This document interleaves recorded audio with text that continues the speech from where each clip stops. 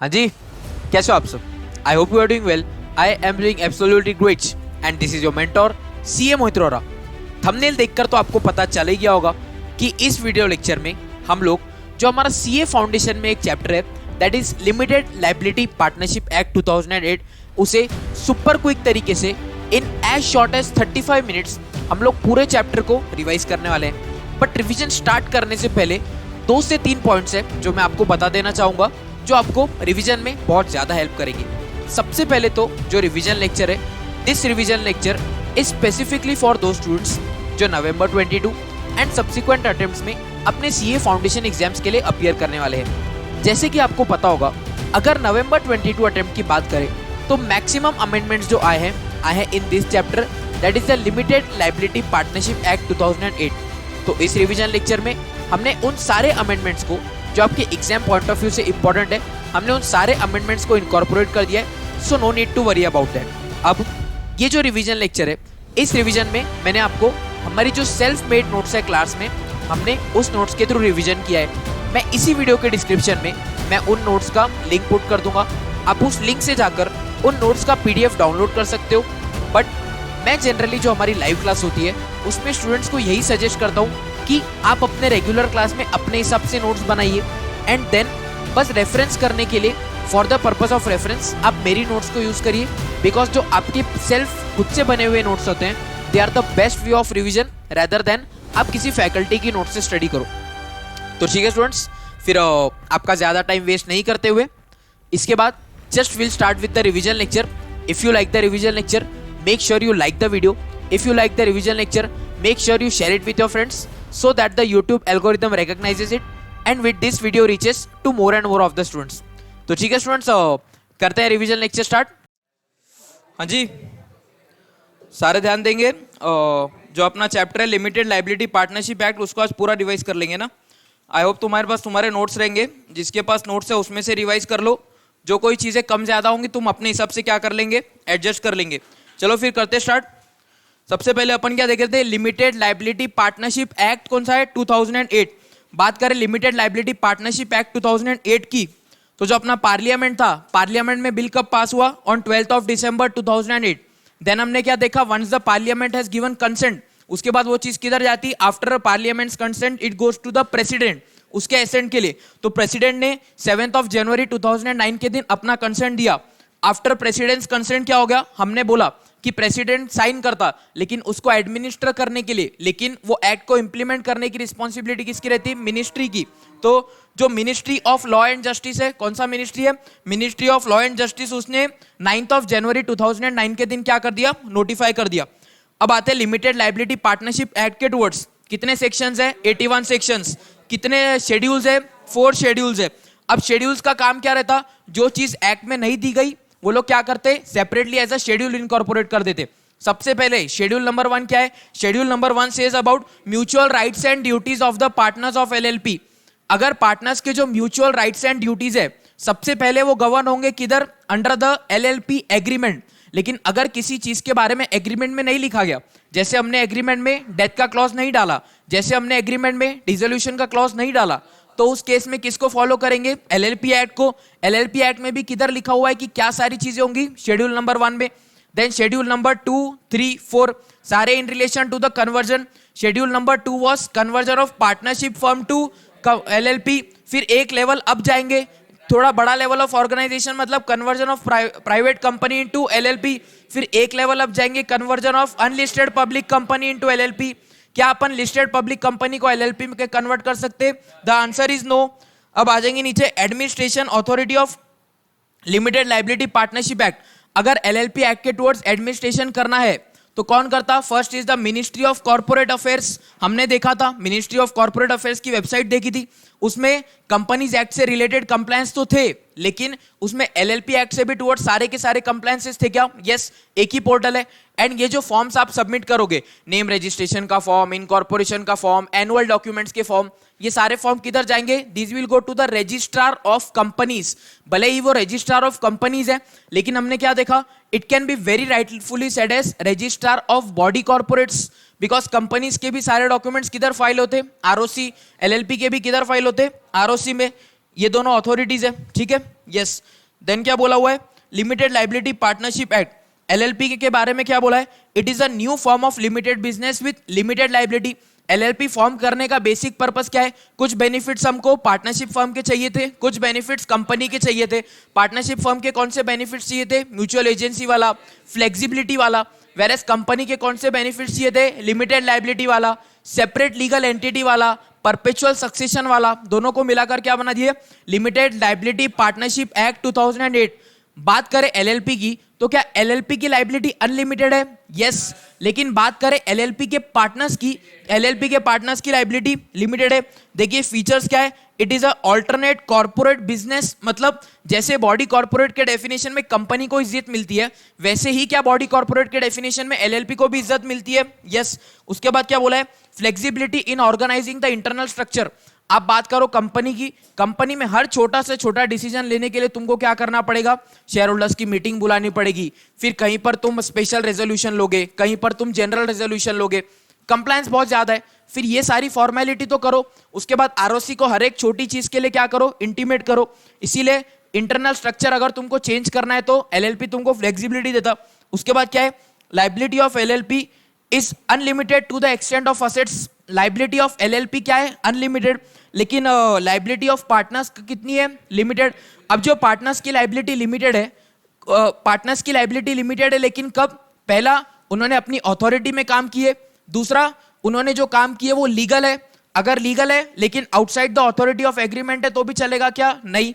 And दूसरा अगर illegal है फिर तो चलना ही नहीं है, क्योंकि इलीगल नहीं है तो एग्रीमेंट में आएगा ही नहीं, एंड अगर एग्रीमेंट में नहीं आया तो तुम उस काम को कर ही नहीं सकते। अब आएंगे नीचे, पार्टनर्स ऑफ एलएलपी। जो एलएलपी में पार्टनर्स बनेंगे, मिनिमम कितने पार्टनर्स होंगे, दो से कम एलएलपी बन सकती क्या, नहीं। पार्टनरशिप एलएलपी बनाने के लिए कितने चाहिए, मिनिमम 2, मैक्सिमम कोई लिमिट दी हुई है क्या, नहीं। अब जो मिनिमम 2 पार्टनर्स है, क्या बोला है, या तो वो इंडिविजुअल रह सकते या तो वो बॉडी कॉर्पोरेट रह सकते। बात करें इंडिविजुअल की, इंडिविजुअल में हर कोई इंडिविजुअल आएगा क्या, यस। लेकिन कौन सा इंडिविजुअल नहीं आएगा, सबसे पहला तो he should be of the unsound mind and declared by the competent court. अगला सर इंसॉल्वेंसी का कंडीशन है, अगर मैंने इंसॉल्वेंसी के लिए अप्लाई करके रखा है, कोर्ट का डिसीजन नहीं आया तो भी मैं नहीं बन सकता। उसके बाद क्या बोला है, अगर मैंने अप्लाई किया, इन प्रोग्रेस है, मतलब एडजुडिकेशन इन प्रोग्रेस है ना, आज तक कोर्ट ने मुझे डिस्चार्ज कर दिया, डिस्चार्ज करना मतलब लाइबिलिटी से मुक्त कर देना, ना कोर्ट ने आज मुझे डिस्चार्ज कर दिया, ना आज मेरी पूरी लाइबिलिटी सेटल है, जब तक मैं अनडिस्चार्ज इंसॉल्वेंट हूं। क्या बोला, जिस दिन तक मैं अनडिस्चार्ज इंसॉल्वेंट हूं उस दिन तक मैं एलएलपी में पार्टनर नहीं बन सकता। लेकिन एक बार कोर्ट ने मुझे क्या कर दिया, डिस्चार्ज कर दिया, डिस्पैच कर दिया, मतलब मुझे अपनी लाइबिलिटी से मुक्त कर दिया, क्या उसके बाद मैं नए सिरे से जिंदगी स्टार्ट करके एलएलपी में पार्टनर बन सकता हूं क्या, यस। अब ये बात हो गई इंडिविजुअल की। अब बात करें बॉडी कॉर्पोरेट्स की। बॉडी कॉर्पोरेट का डेफिनेशन हमने देखा, क्या जो company registered under 2 subsection 20 of the companies act है वो बॉडी कॉर्पोरेट है क्या, यस। ये तो हो गई इंडियन कंपनी। क्या कोई ऐसी कंपनी, फॉरेन कंपनी जो इनकॉर्पोरेटेड आउट ऑफ इंडिया है, जैसे मैकडोनल्ड्स हो गई, जैसे टेस्ला हो गई, क्या ये लोग बॉडी कॉर्पोरेट के डेफिनेशन में आएंगे, यस। बॉडी कॉर्पोरेट के डेफिनेशन में आना मतलब ये लोग एलएलपी में पार्टनर बन सकते हैं। अब ये हो गया कंपनीज। अब बात करेंगे एलएलपीज की। जो एलएलपी इस एक्ट के अंडर रजिस्टर्ड है, क्या वो बॉडी कॉर्पोरेट है, यस। एंड दूसरा, जो एलएलपी फॉर्म्ड आउटसाइड इंडिया है, अगर कोई एलएलपी है जो फॉर्म्ड आउटसाइड इंडिया है, लेकिन उसका अगर इंडिया में प्लेस ऑफ बिजनेस है, कोई एलएलपी फॉर्म्ड आउटसाइड इंडिया है लेकिन अगर उसका इंडिया में प्लेस ऑफ बिजनेस है तो वो बॉडी कॉर्पोरेट कहला जाएगा। एंड बॉडी कॉर्पोरेट हम लोग क्यों देख रहे हैं, because individuals as well as body corporate मिलके एलएलपी बना सकते हैं। हर टाइम पे मिनिमम पार्टनर्स कितने होने चाहिए, 2 पार्टनर्स। लेकिन अगर मान लो अनफोर्सीन सर्कमस्टेंसेस के कारण एक पार्टनर ने नोटिस देकर चला गया, या उसकी डेथ हो गई, या वो कंटिन्यू नहीं करना चाहता because of any of the reason, तो क्या बोला है, अगर तुम पहले 2 ही पार्टनर थे, उसमें से भी एक चला जा रहा है, तो दूसरे पार्टनर को क्या बोला है, तुम मैक्सिमम 6 महीने के अंदर दूसरा पार्टनर लेकर आओ। And an important case here जिस पर क्वेश्चन बन सकता है कि वो 6 महीने में जो भी लाइबिलिटीज अक्रू होंगी वो सारी लाइबिलिटीज किसकी रहेगी, इंडिविजुअल की। आगे जाकर अपन एक केस देखने वाले हैं, ट्रिब्यूनल कब वाइंड अप कर सकता, उसमें क्या है, अगर 6 महीने से ज्यादा पार्टनर्स लेस देन 2 है, अगर 6 महीने से ज्यादा पार्टनर्स लेस देन 2 है तो ट्रिब्यूनल तुमको ऑर्डर देगा, एक काम करो, क्या कर दो, बंद कर दो। ये सारी चीजें लिंक्ड है, अपन उधर सेक्शन में जाकर अलग से पढ़ने वाले हैं। अब बॉडी कॉर्पोरेट में क्या नहीं आएगा, अब बॉडी कॉर्पोरेट में क्या नहीं आएगा, सबसे पहले अपन ने देखा कॉर्पोरेट सोल।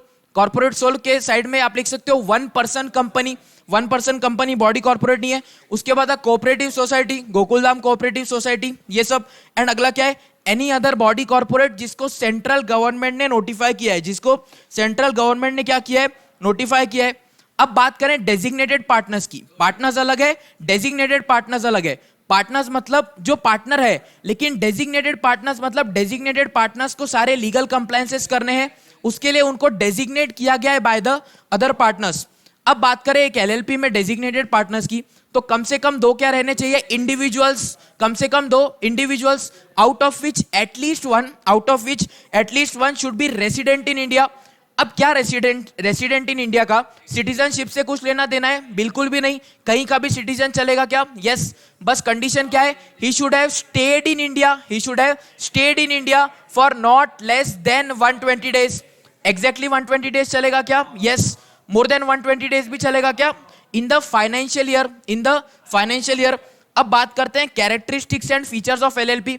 सबसे पहला वो बॉडी कॉर्पोरेट है, हमने अभी देख कर आए कि बॉडी कॉर्पोरेट में एलएलपी भी आता है, it is a body corporate. अगला है परपेचुअल सक्सेशन मतलब जिंदगी के साथ भी जिंदगी के बाद भी, अगर मान लीजिए कि पार्टनर्स की डेथ हो जाए, एक पार्टनर की डेथ हो जाए या सारे के सारे पार्टनर्स की भी डेथ हो जाए, तो क्या जो एलएलपी है वो चलता रहेगा? यस। फिर उसको आगे कैसे लेकर जाना है, या तो उनके लीगल रिप्रेजेंटेटिव डिसाइड करे, या तो उनके नॉमिनीज डिसाइड करे, या अगर सबकी डेथ हो गई तो गवर्नमेंट टेक ओवर कर लेगा।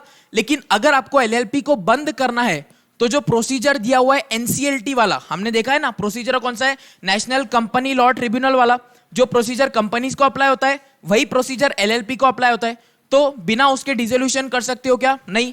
अगर सारे पार्टनर्स की भी डेथ हो जाए तो as the LLP as perpetual succession, तो एलएलपी अमर है, एलएलपी कंटिन्यू रहेगी।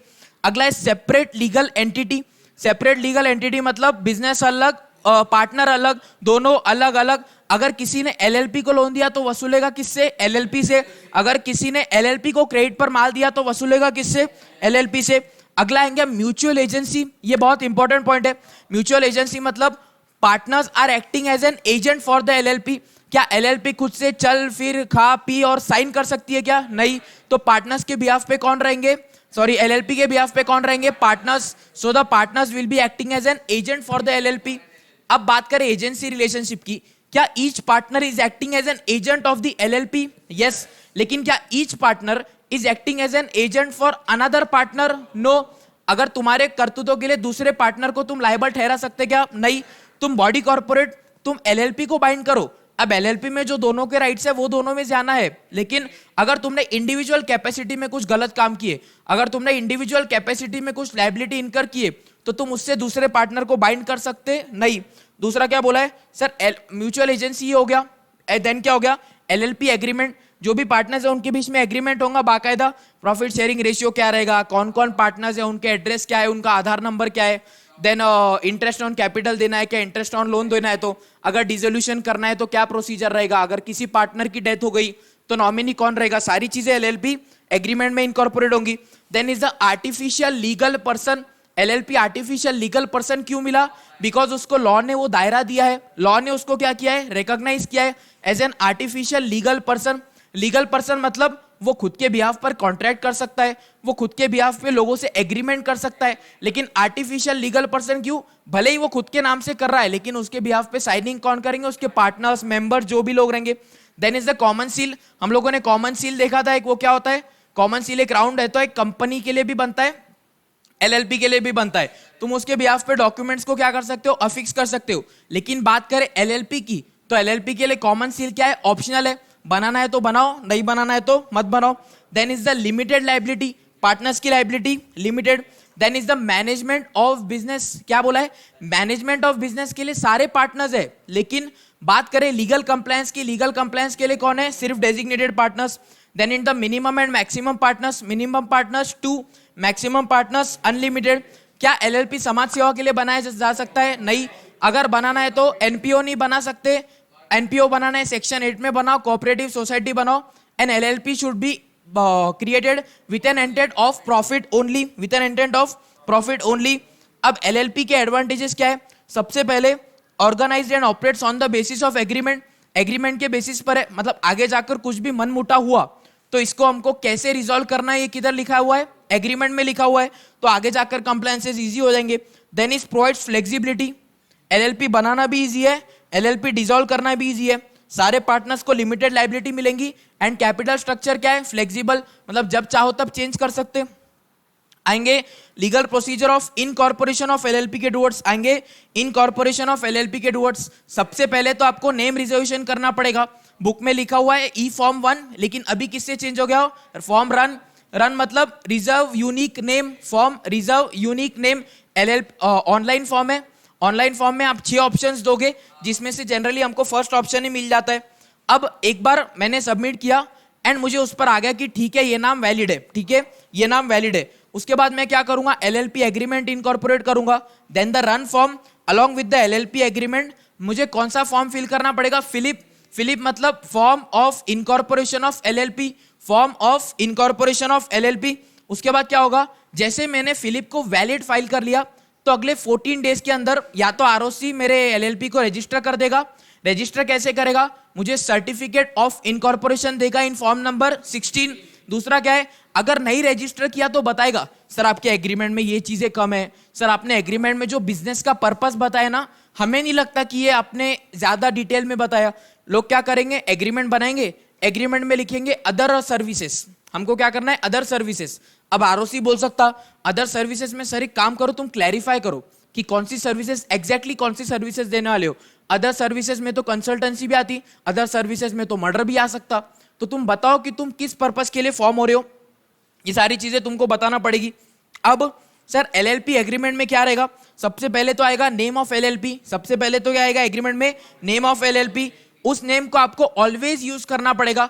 ऑलवेज यूज मतलब जिधर भी आपने कॉन्ट्रैक्ट किया, जिधर भी आपने बिल बोर्ड बनाया, तो आपको अपने नाम के आगे एलएलपी या लिमिटेड लायबिलिटी पार्टनरशिप लगाना ही पड़ेगा। जैसे कि अपन ने देखा था योग एंड प्रसाद एसोसिएट्स, अगर ये एलएलपी है तो हर उनका जो लीगल डॉक्यूमेंट है उस पर लिखना पड़ेगा योग एंड प्रसाद एसोसिएट्स एलएलपी या योग and Prasad associates limited liability partnership. अगर आप नहीं लिखोगे दैट मीन्स कि आप क्या कर रहे हो, लोगों को कॉन्ट्रैक्ट करने के लिए गुमराह कर रहे हो। आपने एलएलपी नहीं लिखा, लोग क्या अज्यूम करके चलेंगे इनकी लायबिलिटी अनलिमिटेड है, अगर कुछ नहीं हुआ तो मैं उनके पर्सनल असेट्स बेचकर प्रॉपर्टी रिकवर कर दूंगा, लेकिन आपकी लायबिलिटी तो लिमिटेड निकली। इसीलिए आपको हर जगह पे स्पेसिफाई करना जरूरी है क्या, यस। अब जो नेम ऑफ एलएलपी है, क्या name of LLP should not be undesirable. Undesirable मतलब तुम किंग क्वीन क्राउन ऐसा नाम नहीं रख सकते। अनडिजायरेबल मतलब इंडिया का राजा एलएलपी, ऐसे तुम अनडिजायरेबल नाम नहीं रख सकते। अगला क्या है सर, आइडेंटिकल नहीं होना चाहिए या टू नियरली रिजेंबल्स, आइडेंटिकल भी नहीं होना चाहिए, टू नियरली रिजेंबल्स भी नहीं होना चाहिए। जैसे अपन ने देखा मामा पेड़े वाला एलएलपी है, तुमने जस्ट उसके सामने मामी पेड़े वाला एलएलपी खोल सकते क्या, नहीं। अब जनरली आपने सुना होगा सर, हमने तो बहुत सारे गांव में सुना है कि लोग ऐसा करते, तो this disagreement is for LLP. Proprietorship firm बनाकर आप कर सकते। फिर अगर प्रोप्राइटरशिप फर्म में मामा पेड़े वाले को अगले को लेना है तो वो जो ट्रेडमार्क्स एक्ट है, वो ट्रेडमार्क एक्ट, कॉपीराइट एक्ट, उसमें जाकर उनको पकड़ सकते। इस एक्ट में पकड़ सकेंगे क्या, नहीं। अब ये हो गया नाम के लिए। उसके बाद क्या लिखेंगे sir, proposed business of the LLP. आप क्या प्रपोज्ड बिजनेस करने वाले हो, लीगल होना चाहिए, यस। इलीगल हो सकता है क्या, नहीं। देन आएंगे एड्रेस। एड्रेस क्या रहेगा, आपका रजिस्टर्ड ऑफिस। अगर आपका कोई रजिस्टर्ड ऑफिस है तो आरओसी को आपसे जो भी कम्युनिकेशन करना है, अगर आपने उस कम्युनिकेशन का, उसने अगर कोई रजिस्टर्ड पोस्ट के थ्रू आप तक कुछ चीज पहुंचा दी, क्या वो माना जाएगा आपको मिल गई, यस। आपके एड्रेस पर आ गई मतलब वो चीज आपको मिल गई, मान लिया जाएगा। Then name and address of all the partners, सारे पार्टनर्स का नेम एंड एड्रेस दो। कोई डेजिग्नेटेड पार्टनर्स है, उनका नाम क्या होगा, इनका एड्रेस क्या होगा वो बताओ, एंड एनी अदर इंफॉर्मेशन। उसके बाद क्या बोला है, जब एलएलपी एग्रीमेंट में हर पार्टनर साइन कर रहा है, अपन ने क्या देखा, जो एलएलपी एग्रीमेंट बनेगा 100 पार्टनर्स होंगे तो 100 पार्टनर्स को साइन करना पड़ेगा। जो डेजिग्नेटेड पार्टनर्स होंगे वो भी साइन करेंगे। तो क्या बोला गया, जब आप एलएलपी एग्रीमेंट साइन कर रहे थे, अगर कोई भी पर्सन को पता है कि इंफॉर्मेशन गलत है, सबसे पहला क्या है, knows it to be false. Knows it to be false मतलब पता है कि वो गलत है। अगला क्या है, does not believe it to be true. आपको पता नहीं है कि ये गलत है, लेकिन आपको कंफ्यूजन है कि हो सकता है ये सही है, हो सकता है ये गलत है, तो भी आपको क्या कर सकते, वो लोग पनिशेबल पढ़ सकते। मतलब अगर कंक्लूजन बोलना चाहूं तो जब आप एटमोस्ट कंफर्म हो जाए कि ये बात सही ही है, जब आप एग्रीमेंट पढ़ो, किसी भी एग्रीमेंट पे साइन करने से पहले पढ़ना होता है, आप पूरा एग्रीमेंट हर पार्टनर अच्छे से पढ़ो, एंड जिस दिन आप एटमोस्ट क्लियर हो जाओ कि ये जो चीजें एग्रीमेंट में लिखी है ये सही है, देन ही आप क्या करो, उस पर अपना साइन दो। अब अगर आपने उसमें कुछ गलत चीज लिखकर दे दिया तो हम उसमें आपको पनिशेबल कर सकते हैं विद अ पेनल्टी। पेनल्टी के क्लॉज हम लोग याद नहीं कर रहे हैं बिकॉज पेनल्टी आपको याद रहनी है नहीं, आप अपने एंड पर पढ़ सकते हो, ठीक है। यस, अब देखेंगे इफेक्ट ऑफ रजिस्ट्रेशन। चलो मान लिया हमने कि एलएलपी फॉर्म 16 में मुझे सर्टिफिकेट ऑफ रजिस्ट्रेशन मिल गया। अब सर्टिफिकेट ऑफ रजिस्ट्रेशन मिलने के बाद क्या होगा, आफ्टर मुझे सर्टिफिकेट ऑफ रजिस्ट्रेशन मिल गया, मैं उसके बाद अपने नाम पर एलएलपी अपने नाम पर प्रॉपर्टी एक्वायर कर सकती है, एलएलपी अपने नाम पर प्रॉपर्टी ओन कर सकती है, एलएलपी अपने नाम पर प्रॉपर्टी को होल्ड करके रख सकती है, डेवलप कर सकती है, डिस्पोज कर सकती है, मूवेबल प्रॉपर्टी हो, इमूवेबल प्रॉपर्टी हो, टेंजिबल प्रॉपर्टी हो, इनटेंजिबल प्रॉपर्टी हो। देन रजिस्ट्रेशन हो गया, मतलब कोई पर्सन एलएलपी को अलग से स्यू कर सकता है, यस, और एलएलपी किसी और पर्सन को स्यू कर सकती है क्या, द आंसर इज यस। उसके बाद आप कॉमन सील बना सकते हो, लेकिन हमने देखा है कॉमन सील बनाना ऑप्शनल है। एंड लास्ट क्या बोला है, do acts as a body corporate, जो सारी चीजें बॉडी कॉर्पोरेट कर सकती है, जो कि अभी आपको भी लीगली हमने बॉडी कॉर्पोरेट मान लिया, तो वो सारे एक्ट्स आज के बाद से आप भी कर पाओगे, ठीक है। अब change in name of LLP, हमने एलएलपी का नाम ले लिया, हमने क्या किया, एलएलपी का नाम हमें मिल गया, लेकिन बाद में जाकर मामा पेड़े वाले ने सेंट्रल गवर्नमेंट को कंप्लेन कर दिया कि मोदी जी आपने जब इनको नाम दिया ना तब आपने अच्छे से चेक नहीं किया, लेकिन आप देखो इसने जस्ट मेरे सामने क्या कर दिया है, शॉप ओपन कर दिया है, एंड मेरे कस्टमर्स बहुत ज्यादा कंफ्यूज हो रहे हैं क्योंकि हर डब्बे का क्या है, वो जो लिखा हुआ है मामा की जगह पर मामी, वो भी येलो कलर में लिखा हुआ है, जो बॉक्स है जैसा हमारा रेड कलर का वैसे उनका भी रेड कलर का बॉक्स है। तो बाद में अगर उन्होंने जाकर सेंट्रल गवर्नमेंट को एप्लीकेशन किया तो सेंट्रल गवर्नमेंट ऑर्डर दे सकता है। क्या ऑर्डर देगा कि अगले 3 महीने के अंदर और सच लॉन्गर पीरियड क्या करो, तुम नाम चेंज कर दो, या तो 3 महीने और such longer period as may be prescribe. अब गवर्नमेंट को जितना लगेगा, जिसको टाइम देना है, मान लो कोई लिस्टेड कंपनी को बोलना है नाम चेंज करने के लिए, लिस्टेड कंपनी को बोलना है, जनरली कंपनीज तो गवर्न नहीं होती, लेकिन let us take an example, कोई एक ऐसी एंटिटी है जिसका नेचर बहुत कॉम्प्लेक्स है, जिसमें नाम चेंज करने के लिए सारे पार्टनर्स की साइन लगेगी। अब सारे पार्टनर्स में से जरूरी थोड़ी है हर पार्टनर इंडिया में हो, कोई पार्टनर इंडिया में, कोई दुनिया के हर देश कोने से पार्टनर्स है। अब सबकी साइन लेकर आना तो बहुत हार्ड होगा, सबकी साइन लेकर आना बहुत ज्यादा हार्ड होगा। तो क्या बोला है, अगर सीजी को लगे तो ज्यादा टाइम दे सकता है, लेकिन अगर आपको एग्जाम में क्वेश्चन दे तो कितना लिखना है, 3 मंथ्स। कितना लिखना है, 3 मंथ्स।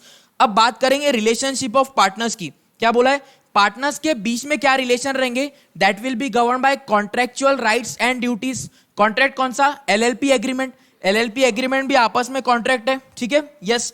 अब अगर किसी चीज के बारे में एलएलपी एग्रीमेंट में लिखा हुआ है, एग्रीमेंट में लिखा हुआ है तो क्या फॉलो करेंगे, एलएलपी एग्रीमेंट। लेकिन अगर किसी चीज के बारे में एग्रीमेंट में नहीं लिखा गया, एग्रीमेंट में नहीं लिखा गया तो क्या फॉलो करेंगे, शेड्यूल 1। क्या फॉलो करेंगे, schedule 1 to the LLP act. उसके बाद each partner acts as an agent for LLP, yes, लेकिन क्या each partner acts as an agent for other partner, the answer is no.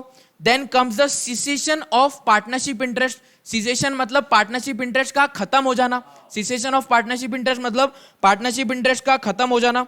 तो क्या बोला गया है, सिसेशन ऑफ पार्टनरशिप इंटरेस्ट में अगर मुझे इस एलएलपी में एज अ पार्टनर कंटिन्यू नहीं करना तो मुझे एलएलपी को नोटिस देना पड़ेगा कितने दिन पहले, मिनिमम 30 डेज का। दूसरा, अगर किसी पार्टनर की डेथ हो गई या किसी पार्टनर की डेथ हो गई या फर्म ही डिसॉल्व हो गई तो ऑटोमेटिकली क्या माना जाएगा, सिसेशन। अगला, जो पहले इनकॉम्पिटेंसी थी, जैसे जब वो एग्रीमेंट में एंटर हुआ तब वो साइंड माइंड का था, अभी उसके सर पर डंडा लगा एंड अभी वो क्या हो गया, अभी वो अनसाउंड माइंड का हो गया, तो सब्सिक्वेंटली उसको क्या कर देंगे, cease to be a partner.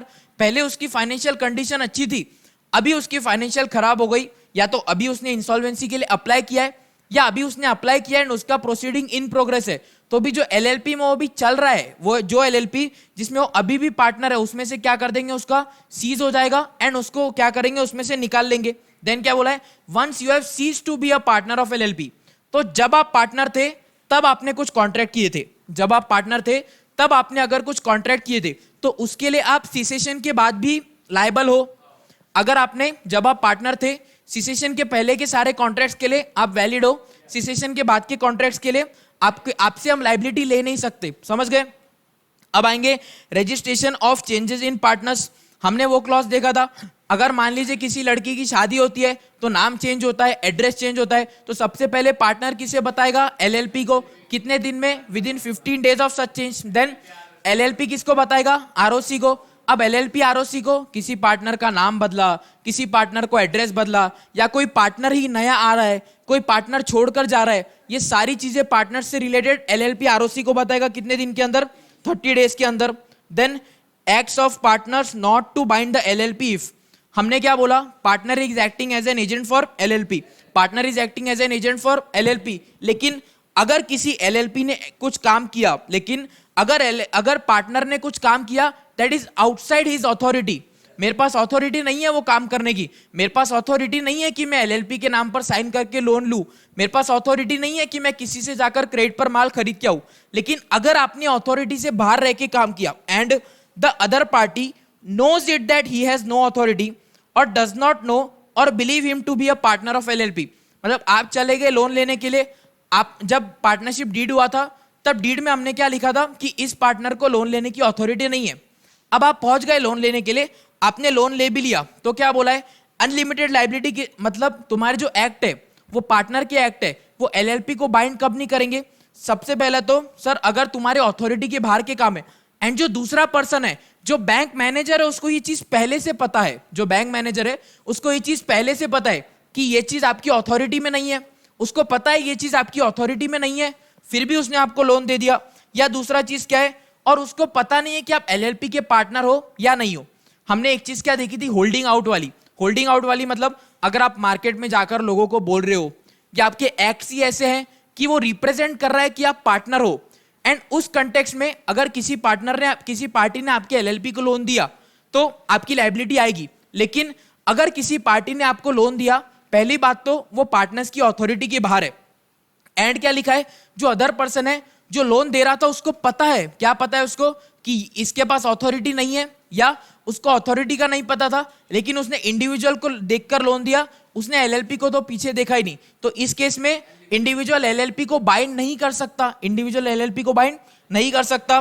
Then आएंगे रॉन्गफुल एक्ट और ओमिशन, अगर तुमने कुछ गलत काम किया या तुमने ओमिशन किया which is outside your authority, partner ने कोई गलत काम किया, तुम्हारा काम था फटाके बनाने का, तुमने क्या किया, एटॉम बॉम्ब बनाया, आउटसाइड द अथॉरिटी काम है, तो उस केस में पार्टनर्स की इंडिविजुअल लायबिलिटी कैसी होगी, अनलिमिटेड। देन अभी हमने देखा होल्डिंग आउट वाला केस। होल्डिंग आउट वाला केस मतलब क्या, अगर तुम by your words, by your speech या बाय योर एक्शन किसी को ऐसे बता रहे हो कि मैं इस एलएलपी का पार्टनर हूं, या तो तुम डायरेक्टली बता रहे हो या तुम किसी के थ्रू उसको पता चल रहे हो कि तुम एलएलपी के पार्टनर हो, एंड अगर उसने भरोसा करके एलएलपी को क्रेडिट दिया, उसने भरोसा करके एलएलपी को क्रेडिट दिया, अब credit in the form of goods हो सकता है, credit in the form of money हो सकता है।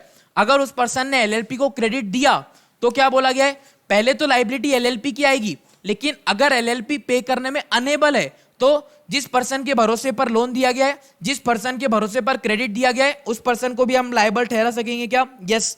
Then is unlimited liability in case of fraud, अगर तुमने कोई काम किया है, भले तुम्हारी अथॉरिटी में था या नहीं था, दैट इज अदर थिंग, लेकिन तुम्हारा इंटेंशन टू डिफ्रॉड क्रेडिटर्स था, if your intention to defraud creditors, तो आपकी लायबिलिटी कैसी हो जाएगी, unlimited. Then we saw the case of whistle blowing.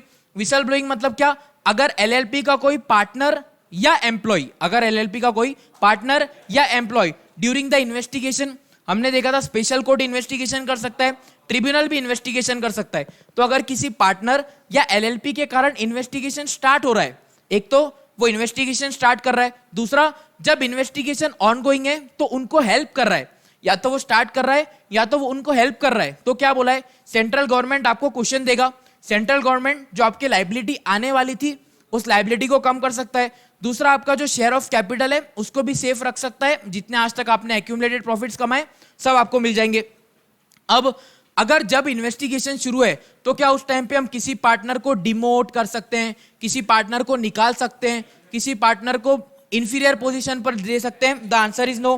Then is the proper books of accounts, क्या बोला है, आप या तो कैश या तो अक्रूवल बेसिस पर अपने proper books of accounts maintain करोगे, double entry book keeping system maintain करोगे, एंड रखना किधर पड़ेगा, एट द रजिस्टर्ड ऑफिस, जिधर आपके सारे करस्पॉन्डेंस होते हैं उधर ही आपको क्या करना पड़ेगा, सारे बुक्स ऑफ अकाउंट्स मेंटेन करने पड़ेंगे।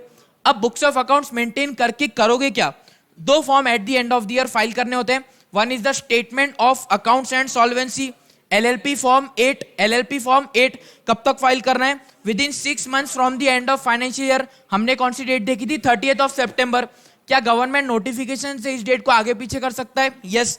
अब आएंगे annual return LLP form 11, it is to be filed within 60 days from the closure of financial year. हमने डेट कौन सी लिखी थी? 30th ऑफ मे, हमने डेट लिख के रखी है।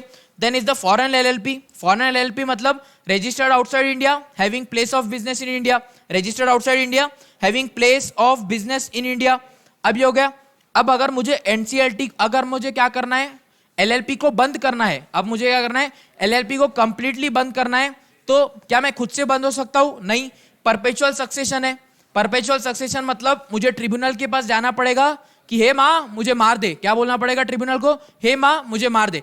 अब ट्रिब्यूनल आपको वाइंडिंग अप कैसे करेगा? 6 तरीके हैं जिधर आपको ट्रिब्यूनल वाइंडिंग करेगा।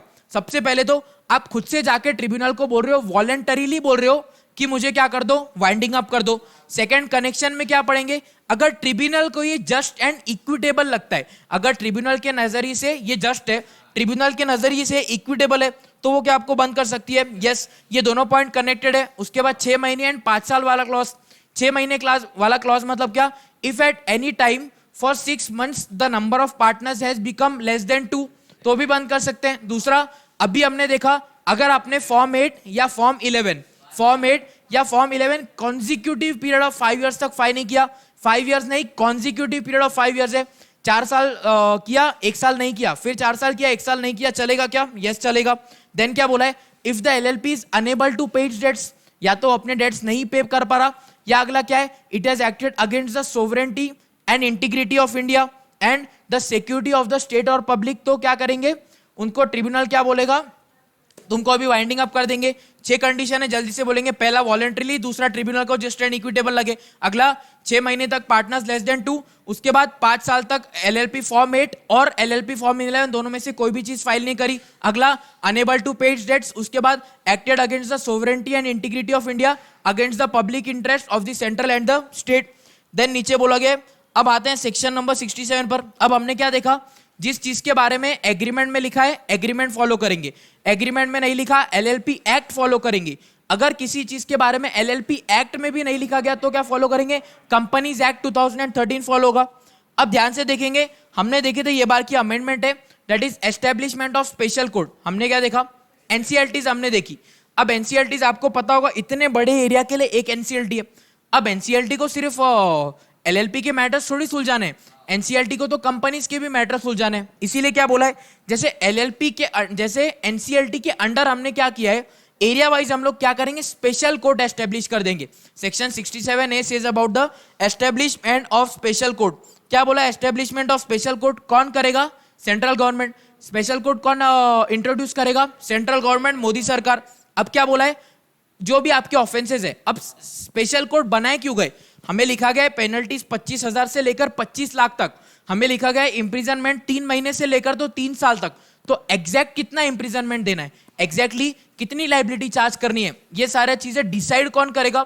It will be decide by the special code. Special code कौन सेटअप करेगा? गवर्नमेंट। बिकॉज जैसे ही मान लीजिए, जैसे ये सेक्शन हमने इंट्रोड्यूस कर दिया, अब सेक्शन इंट्रोड्यूस करने के बाद क्या होगा कि आपको स्पेशल कोड सेटअप करना है तो आपको जगह देखनी पड़ेगी, आपको कॉम्पिटेंट लोग देखने पड़ेंगे, आपको सारी चीजें करनी पड़ेंगी। इसीलिए आज नोटिफाई हो गया, लेकिन अलग अलग एरियाज में अलग अलग डेट पर स्पेशल कोड सेटअप होंगे एंड उनका नोटिफिकेशन आ जाएगा। जैसे ही नोटिफिकेशन आएगा उस दिन से वो स्पेशल कोड क्या हो जाएगा?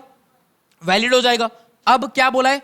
जब तक एलएलपी एक्ट के अंदर स्पेशल कोड नहीं बन जाते, जब तक एलएलपी एक्ट के अंदर स्पेशल कोड नहीं बन जाते, तब तक जो special code already companies act में बने हैं, क्या आप उधर जा सकते हो डिस्प्यूट रिजोल्यूशन के लिए? यस। अब बात करें कुछ ऐसे एरियाज की जिधर कंपनीज एक्ट के लिए भी डिस्प्यूट रिजोल्यूशन के लिए स्पेशल कोर्ट नहीं बने, उस केस में या तो आप सेशन कोर्ट, या तो मेट्रोपॉलिटन मैजिस्ट्रेट या judicial magistrate, depending upon area wise आप उधर जा सकते हो। Then coming section number 67B। Section number 67B में क्या बोला गया है? Provision and powers of special court. Special court कैसे काम करेगा? That will be govern by code of criminal procedure, code of criminal procedure 1973। अब स्पेशल कोर्ट में क्या बोला है? स्पेशल कोर्ट को अगर डिसीजन सुनाने हैं तो 2 तरीके हैं, एक तो रेगुलर ट्रायल, दूसरा समरी ट्रायल। एक रेगुलर ट्रायल, दूसरा समरी ट्रायल। जैसे ही केस स्पेशल कोर्ट के पास आएगा, स्पेशल कोर्ट प्राइमरी इन्वेस्टिगेशन करेगा, चेक करेगा कि क्या उनके हिसाब से इसकी लाइबिलिटी मोर देन 3 years बनती है या लेस देन 3 years। अगर मोर देन 3 इयर्स बनती है तो डायरेक्टली क्या करो, तुम डायरेक्टली रेगुलर ट्रायल में भेजो। अगर लेस देन 3 इयर्स बनती है, अप टू 3 इयर्स बनती है, तो चेक करो कि कितना इनका इंप्रिजनमेंट कितना होगा, कितना इंप्रिजनमेंट होने वाला है। अगर इंप्रिजनमेंट फाइनल कंक्लूजन में भी अप टू 3 इयर्स आता है तो समरी ट्रायल में जा सकते हो। अगर मोर देन 1 ईयर मतलब 1.25 साल, 1.5 साल, 2 साल, 2.5 साल, 3 साल तक लेकर आ रहे हैं तो किधर जाओगे, रेगुलर ट्रायल में। मतलब इन शॉर्ट जो अल्टीमेट इंप्रिजनमेंट है, इन शॉर्ट जो अल्टीमेट इंप्रिजनमेंट है, अगर समरी ट्रायल से जाना है तो मैक्सिमम 1 ईयर, अगर मोर देन 1 ईयर है तो किधर जाना पड़ेगा, रेगुलर ट्रायल में। अभी होगा 67B। अब बात करते हैं 67C की। 67C में क्या बोला गया, अगर कोई एलएलपी है, अगर कोई एलएलपी है जो खुश नहीं है डिसीजन से, अगर कोई एलएलपी है, सॉरी, अगर कोई एलएलपी है जो स्पेशल कोर्ट से डिसीजन से खुश नहीं है, उसको क्या लग रहा है मेरे साथ भेदभाव हुआ है, उसको लग रहा है कि अगले पार्टी ने जज को पैसे खिलाए, whatever be the reason, तो उस केस में वो फर्दर अपील कर सकता है क्या, यस। किधर करेगा further appeal, to the high court. Further appeal किधर होगा, to the high court. Then क्या बोला है, कौन से प्रोविजन कंपनीज एक्ट के एलएलपी को अप्लाई होंगे, एज में be specified in the notification. जैसे नोटिफिकेशन में बोला रहेगा वैसे वैसे सेक्शन अप्लाई होते जाएंगे। And now coming to the last thing, हमने क्या देखा, एलएलपी को सारी चीजें इलेक्ट्रॉनिकली फाइल करनी पड़ती हैं। सारे फॉर्म्स कैसे फाइल होंगे, इलेक्ट्रॉनिकली। तो क्या बोला है, अगर किसी पार्टनर का डिजिटल सिग्नेचर अटैच कर लिया, हमने देखा है जो भी डेजिग्नेटेड पार्टनर्स रहेंगे उनको क्या लेना पड़ता है, डीपिन। अगर वो ऑलरेडी किसी कंपनी में डायरेक्टर है एंड अगर उनके पास डिन है, so will the DIN act as a valid substitute for DPIN, yes. दोनों में से कुछ भी होगा तो आप क्या कर सकते हो, वैलिडली एक्ट कर सकते हो। तो क्या बोला है, अगर किसी डेजिग्नेटेड पार्टनर ने किसी भी फॉर्म में अपना डिजिटल सिग्नेचर अटैच कर दिया, अगर किसी भी डेजिग्नेटेड पार्टनर ने अपने फॉर्म में अपना डिजिटल सिग्नेचर अटैच कर दिया, इसका मतलब क्या होगा, दैट विल सिंपली मीन कि it is a true copy. True copy मतलब क्या आपके टुवर्ड्स, क्या आपके अगेंस्ट में इन द कोर्ट ऑफ लॉ क्या ये डॉक्यूमेंट यूज हो सकता है, यस। मतलब अगर आपके ऊपर स्पेशल कोर्ट में कुछ केस हुआ तो क्या मान लीजिए जो जज है, क्या जज आपका एनुअल रिटर्न देखकर ये लगा सकता है, आप बोल रहे हो कि आपका 40 लाख का प्रॉफिट हुआ, आपका जो एनुअल रिटर्न है उसमें तो सिर्फ 20 लाख रुपए का प्रॉफिट दिख रहा है। अब आप बोलोगे सर एनुअल रिटर्न है, लेकिन एनुअल रिटर्न मैंने नहीं भरा, ये किसी और ने मेरा क्या कर दिया, मेरे स्टाफ ने मेरा डीएससी अटैच किया एंड उन्होंने मेरा एनुअल रिटर्न फाइल किया। तो इस केस में क्या बोला गया, अगर आपका डिजिटल सिग्नेचर किधर अटैच हुआ, मतलब आपने उस चीज को क्या कर दिया, आपने उस चीज को सर्टिफाई कर दिया, आपने उस चीज को क्या कर दिया, कंसेंट दे दिया। अब आप कोर्ट में आके बोल रहे हो सर मेरा प्रॉफिट सिर्फ 40 लाख रुपए का प्रॉफिट हुआ है, लेकिन आपके बुक्स ऑफ अकाउंट्स बता रहे, statement of accounts and solvency बता रहे कि आपका सिर्फ 20 लाख रुपए का प्रॉफिट हुआ है। तो क्या इस चीज को आपके अगेंस्ट में as a evidence in the court of law use किया जाता है, यस। क्यों, because the digital signature is assume to be a true copy. जिस फॉर्म पे डिजिटल सिग्नेचर लग गई उस फॉर्म को ट्रू कॉपी माना जाता है as per the information technology act 2000। इस तरीके से we have entirely completed the revision of limited liability partnership act. आप एग्जाम तक जितने भी मल्टीपल टाइम्स पॉसिबल है आप इस रिवीजन को सुनिए। ये जो आपकी नोट्स है इसी वीडियो के डिस्क्रिप्शन में मैं क्या करूंगा, इस नोट्स का पीडीएफ पिन कर दूंगा। जो लाइव क्लास में स्टूडेंट ने नोट्स बनाए हैं, आप अपने नोट्स में इसमें से कोई चीज कम ज्यादा रही तो आप क्या कर सकते हो, उसे इनकॉर्पोरेट कर सकते हो। एंड अगर जिसने नहीं बनाई जो मेरे भरोसे बैठे हैं वो क्या करेंगे, पीडीएफ को डाउनलोड करेंगे एंड इसमें से अपना काम चलाएंगे, ठीक है। तो this is it from my side. LLP act का रिवीजन यही कंक्लूड होता है। नेक्स्ट लेक्चर में हम लोग नए चैप्टर के साथ शुरुआत करेंगे। ओके।